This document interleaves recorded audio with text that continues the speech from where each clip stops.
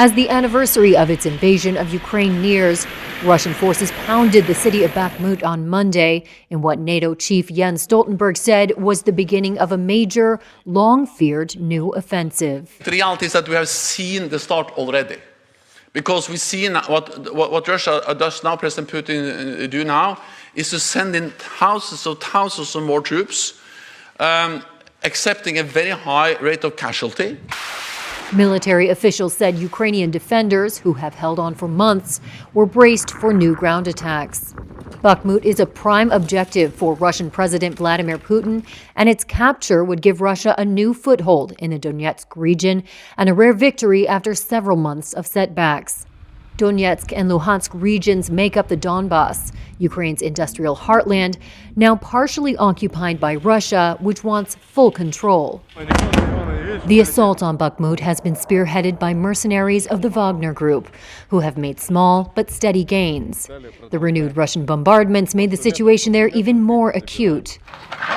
The Ukrainian military reported Russian shelling all along the front line and said 16 settlements had been bombarded near Bakhmut, including the frontline village of Chasiv Yar, where volunteers worked to evacuate families while Ukrainian fighters held their ground despite difficult weather.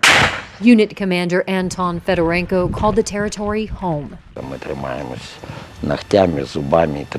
That's why we are holding on to it by nails and teeth and will stay here. And we hope that we will be provided with weapons, we will have something to respond with, and we will be able to launch a counter-offensive as soon as the weather allows it, because now we cannot move forward, even if we have the weapons to do so, because of the soil and weather conditions.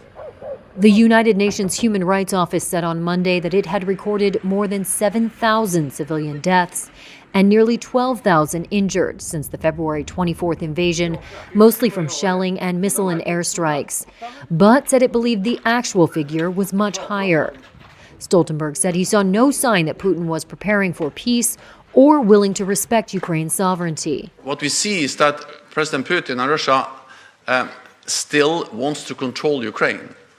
And therefore, the only way to ensure that Ukraine prevails as a sovereign nation is to continue to provide military support to Ukraine.